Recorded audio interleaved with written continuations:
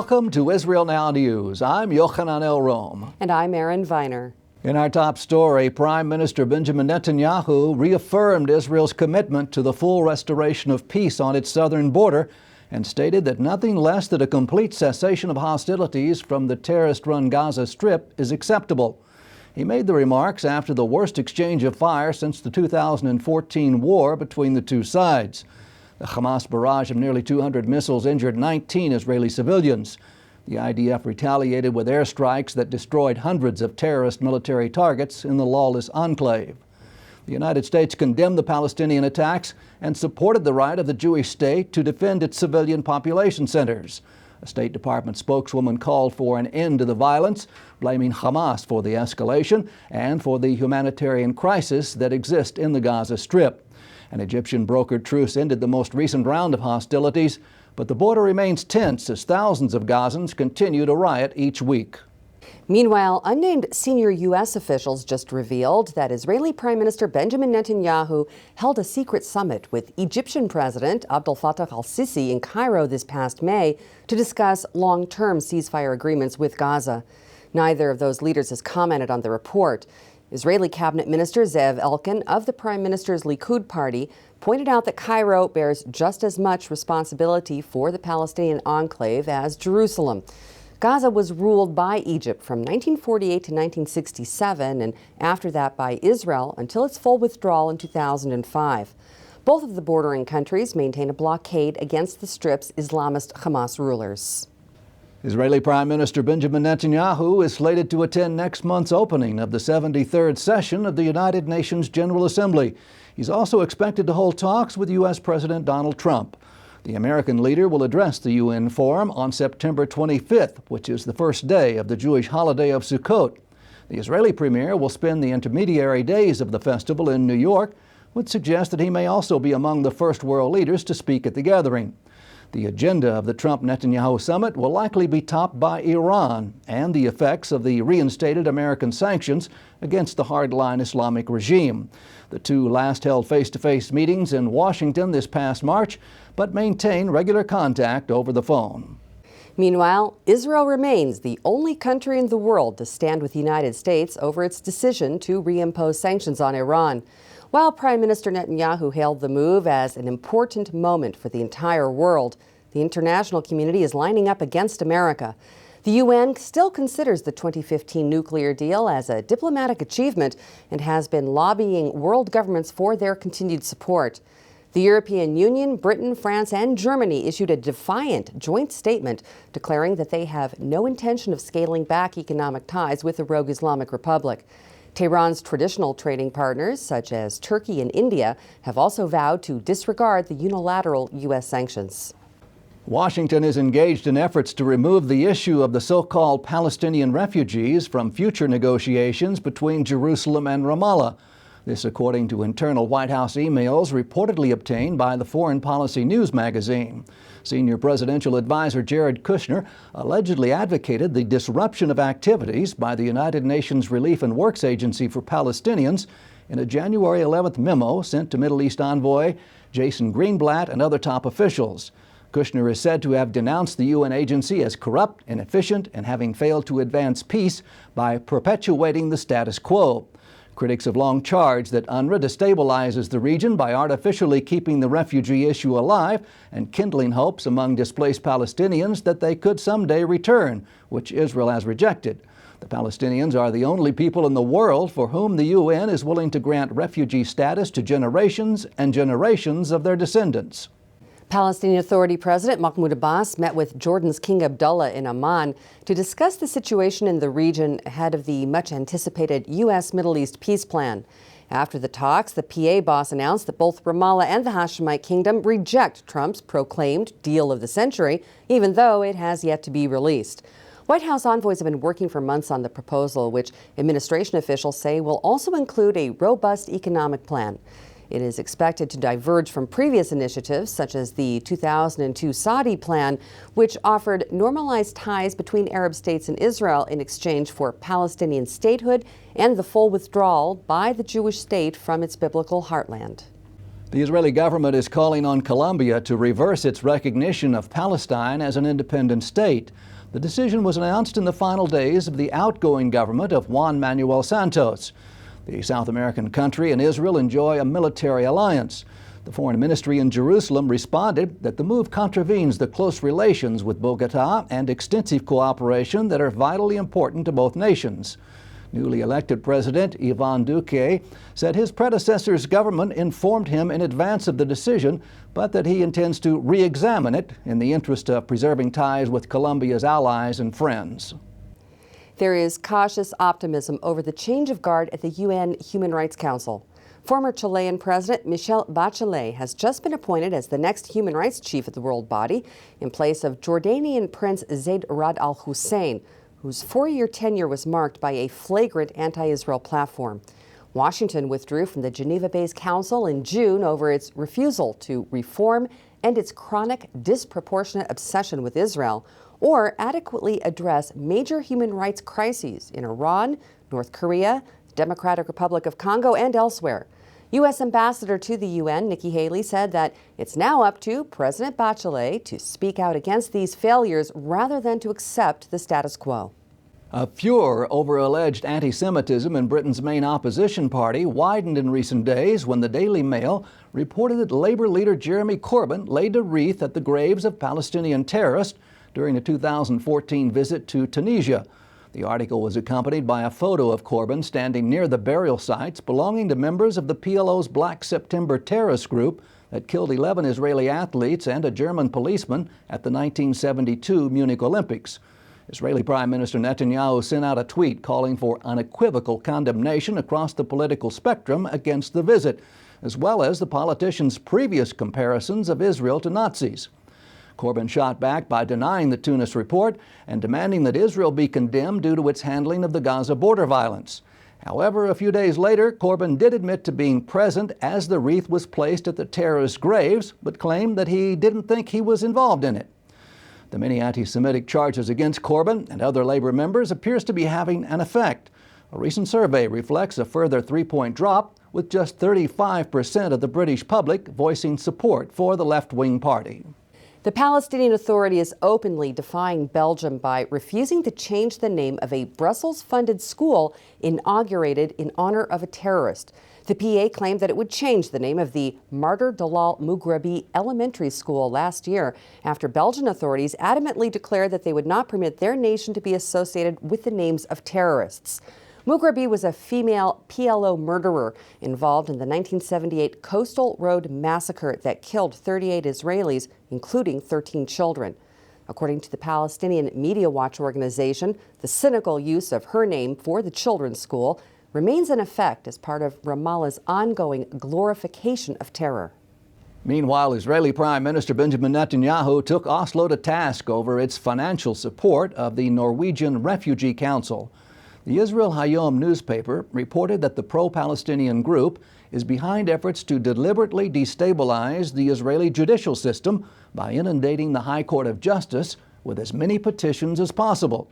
According to the paper, Netanyahu told visiting Norwegian Foreign Minister Ine Marie Eriksen Søreide that her government must stop funding NGOs that attack Zionism and the State of Israel. He stressed that it is absolutely unacceptable for one country to take on another country in such a manner.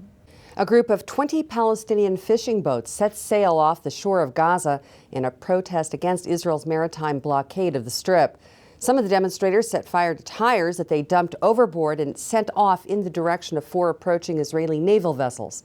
An IDF spokeswoman said that after the boats ignored orders to reverse course, the Navy fired warning shots into the air. There were no reported casualties. Israel maintains the blockade to prevent Hamas and other terrorists from acquiring overseas weapons shipments. A gold earring from the Hellenistic era has been discovered in Jerusalem. The jewelry is believed to date back more than 2,000 years and was found about 200 yards south of the Temple Mount. Israeli archaeologists said the stunning 1.5-inch long filigree hoop with a ram's head is rare evidence of Greek influence from the 3rd or early 2nd century before the Common Era. That historical period falls between Jerusalem's conquest by Alexander the Great and the Jewish revolt against pagan rule recounted in the biblical books of the Maccabees. An Israeli just made history by becoming the nation's first European athletics champion. Lona Chemtai-Salpeter was awarded the gold medal at the women's 10,000-meter run at the 2018 European Athletic Championships in Berlin. The 29-year-old finished the race in 31 minutes and 43.29 seconds, which was a full 9 seconds ahead of her closest competitor from the Netherlands. The Kenya-born runner became an Israeli citizen 2 years ago. She described her victory as an honor not only for herself and her family, but also on behalf of her chosen country. She also had the support from her former nation. Kenya's ambassador expressed happiness over the strong ties between the two nations.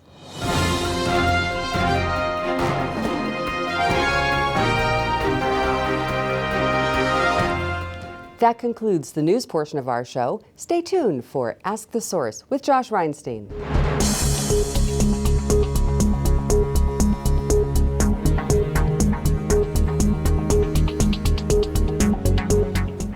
Hello and welcome to Ask the Source. I'm your host, Josh Reinstein, and we're here on a beautiful sunny day in Jerusalem on our rooftop studio. My guest today is Elias Arena. He is the founder of the Jerusalemite Project. Elias, thank you for being on the show. Thank you, Josh. Tell our viewers a little bit about what is the Jerusalemite Project. The Jerusalem Initiative Project, it's going side by side with the Brotherly Covenant. Brotherly Covenant, it's an organization that's established before 1 year. We are side-to-side partners, Jewish and Christians as a founder. We're starting the project just before 1 year, and we continue here, and we're giving more focus for the Jerusalem Christian community. You represent the Christian Israeli community here, the indigenous community in the land of Israel, and you're involved in getting them involved in the IDF as well. Why is that important? Because I believe we need to take a part and to also serve the country, to defend our country, to take a part of the IDF, because the IDF is the first step for integration, I guess. It's open the society also for you. You can also there share language, you can share culture in the army, because you have also Jewish, you have Muslims, and you have Druze in the IDF. So I believe it's the first step for integration, to give a time for your country, to defend your country, and to serve your country. If it's IDF or national service also. We see that more and more Israeli Christians are joining the army, and what are the actual effects that we're seeing now after they join the army? Because now we have hundreds of people who've been through the army process, who've been integrated into society. What is that done for their future? For the future, it's so important. It's very important, I guess, because the IDF, it just gives you the key, the entrance to the society, the Israeli society. So if you serve the army, you have the right to also maybe get a scholarship if you want to continue for a higher education. It's open for you also the way to know another people, also to make connections, a better connection for you and your community, I guess. And the most important, I said before, is to defend the country and take part of this, to save our churches, our convents, because it's the best place for the Middle East, for minorities. We can just look around us, all the Arab countries, the minorities, they are suffering, especially the Christians. So now the image, it's more clear for the community, especially for Jerusalem. They start thinking step by step for integration. They are looking for the Christian community in the north as a sample, because in the north it starts the integration process just before many years, like 6 years we started there. So this year we focus in Jerusalem, and me and my colleague Amit Barak, we start this project before 6 months, and we need a good luck, guys. So let me ask you, the new project, the Jerusalemite Project, what exactly do you do? The major title, it's integration for the youth, the young Christians in Jerusalem. I guess the first step, it's to learn them the Hebrew language, because they don't speak Hebrew language fluently. So the first step, it's courses for a Hebrew language. The second step, it's lectures for human and citizen rights, what they can give the state, what they can take from the state, because they don't know their rights exactly, and what they can do and what they can take also from the state. And another step, it's a biblical tours here in all over Israel, because we need to learn them to love Zion, to love Israel, to love Jerusalem, and to know more about the relation between the Christianity and the Judaism.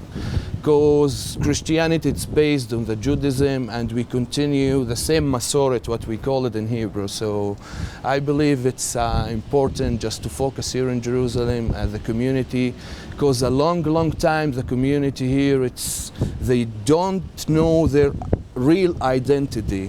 They have a very strong pressure from the Palestinian Authority and from the Arab Gulf countries also. Well, you brought up a very good point. You know, there's this false narrative, and there's actually a conference around it called the Christ at the Checkpoint, whereby the PA is saying that Christians have a rough time in Israel and they have a great time in the PA, when we know that it's the exact opposite. They're being persecuted horribly in the PA, and here it's the fastest growing Christian community in the Middle East, the only growing Christian community in the Middle East. Why do you think that they've been able to spin these lies so effectively around the world?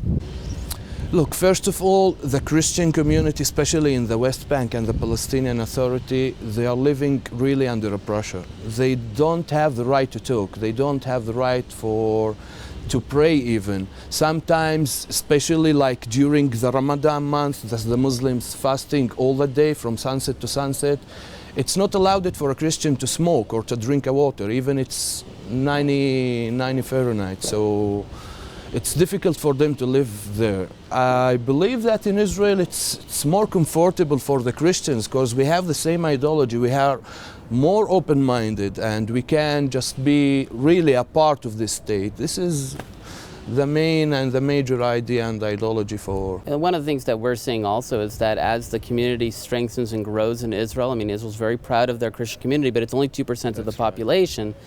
Other places in the Middle East, Christians are slaughtered just for being Christians. Just 2.5 hour drive down the road to Damascus, if you're Christian, you either are beheaded, you pay protection money, or you have to convert to Islam. So why isn't there an outcry in the Christian world about what's happening to Christians in the Middle East? Look, first of all, we need to think about what happened around us. I just talked about it. If you look, even if you are not a Christian, if you look to the image and the big image for the Middle East, you see that in all the countries, not only the Christians, again, it's all the minorities, they are suffering in all the countries. Syria, in Iraq, in Lebanon, even in Jordan, in the Palestinian Authority. So the best place and the best atmosphere for living, for making a family and a good future for our children, it's Israel. This is why we need to stand with Israel and to defend our country here, because it's the best and beautiful country, and you see here Jerusalem, the view, it's amazing. There are literally tens of millions of people watching this show. What message do you have for our viewing audience? The message that I believe that anybody just loves Israel, he should stand with us, stand behind our project for integration the Christians here in Israel, because it's the time and the right time, especially after Jerusalem became a capital of Israel. So there is more light and more focus in Jerusalem, so it's the time. Just guys, stand with us and be with us, and God bless you. Thank you, Elias, for being on the show, and thank you for tuning in to Ask the Source. I'm your host, Josh Reinstein. Now back to the studio.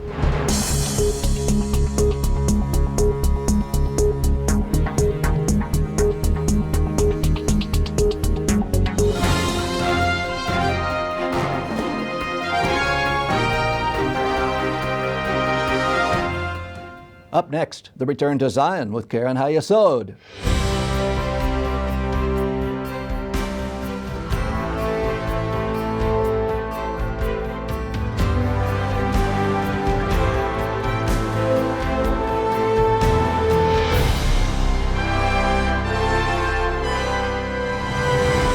Shalom and welcome to the Return to Zion with Karen Hayesod. I'm Eliezer Moody Sandberg, World Chairman of Keren HaYesod, United Israel Appeal, the leading official fundraising organization for the State of Israel. Today, you will witness the fulfillment of biblical prophecy through the gathering of the exiles. God bless you from Jerusalem.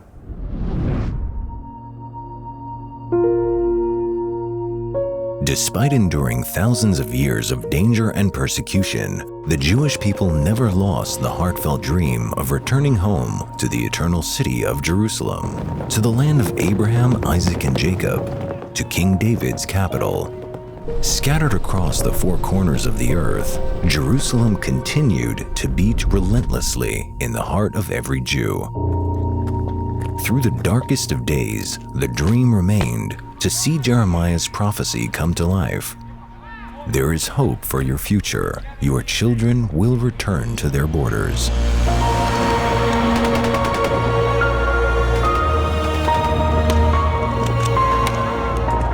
And 50 years ago, the impossible happened.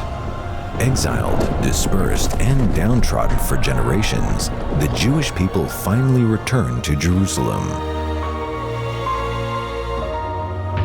Faced with the might of multiple Arab armies, Israel's soldiers plucked victory from the jaws of tragedy. Finally, Jews could walk in the footsteps of their biblical forefathers and touch the stones of the Western Wall once more.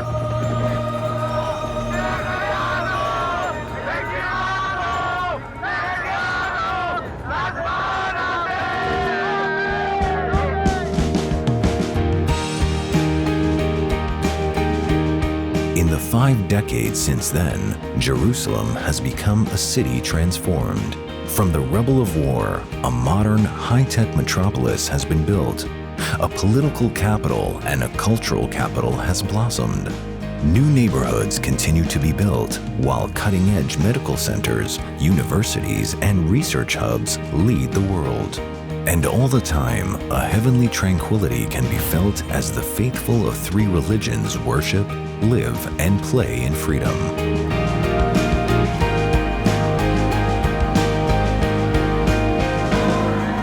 Jews continue today to flock to Jerusalem to witness and live this modern-day miracle. They arrive from the 4 corners of the earth to experience a Jerusalem which their ancestors could not possibly have imagined.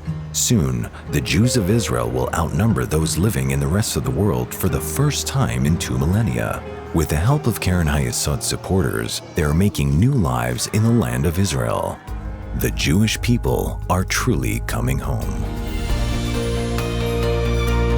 They are part of a thriving, dynamic city.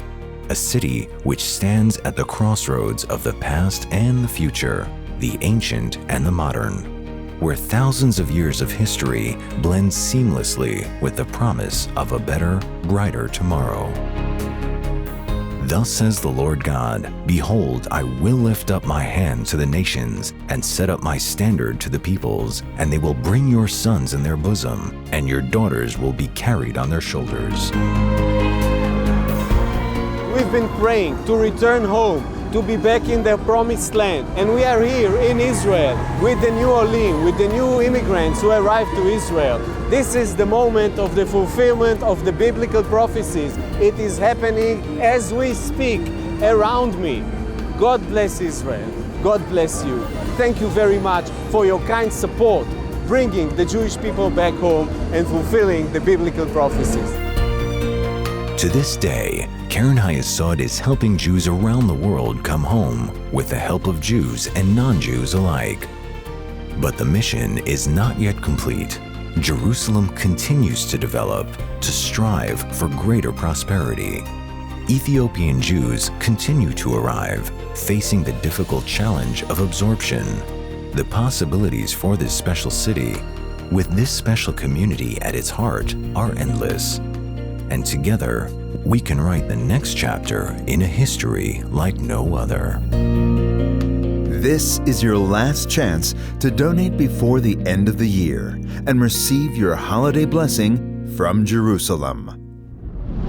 Come join Keren HaYesod in fulfilling biblical prophecy. Let's bless Israel together. To donate and get information, call us at 1-800-505-1665 or visit our website at www.khisrael.org.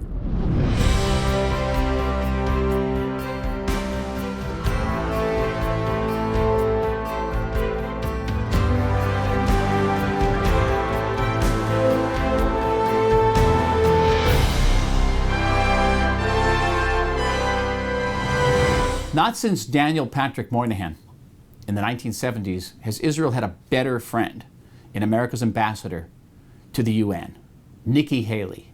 Nikki Haley, who has stood by Israel in the Security Council, in the General Assembly, and in agencies such as the UN Human Rights Council, where she has faced overwhelming and often brutal opposition in her defense of Israel, casting veto after veto in the Security Council, no vote after no vote in the General Assembly, and in the worst council of all, the UN Human Rights Council, which mandates that every single year, Israel and Israel alone be condemned and investigated for war crimes. She has stood behind us.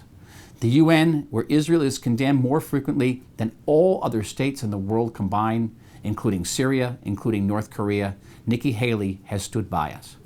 And this is much more than sort of a public affairs benefit for the state of Israel. These votes in the Security Council can cause us serious damage. They can be used as the basis for suits against Israel, lawsuits in the International Criminal Court in The Hague. And the purpose of those lawsuits will be to effect and levy sanctions and boycotts on Israel, which can destroy our economy and isolate us internationally. So Nikki Haley is performing a service for Israel, which is essential not only for our name in the world, but for our security and well-being. And by so doing, Nikki Haley performs an outstanding service for the United States of America and for the West as a whole. For the United States has no better friend in the world than the State of Israel, and a strong, confident, engaged State of Israel is an American interest no less than an Israeli interest. Nikki Haley is a great patriot, a proud ambassador, a fearless diplomat, and an enduring and deeply appreciated friend of Israel and the Jewish people. Lift up your eyes and look around. All your children gather and come to you. The biblical prophecy is unfolding right before our very eyes. The people of Israel are returning to the Promised Land after 2,000 years of exile. But millions of Jews are still longing to come home. Anti-Semitism threatens many of the Jews. We must rescue them before the window of opportunity slams shut. Bless Israel by supporting Keren Hayesod United Israel Appeal, the leading official fundraising organization for the State of Israel. Together, we can fulfill the prophecy of the Bible. Let us bless Israel together. To donate and get information, call us at 1-800-505-1665 or visit our website at www.khisrael.org.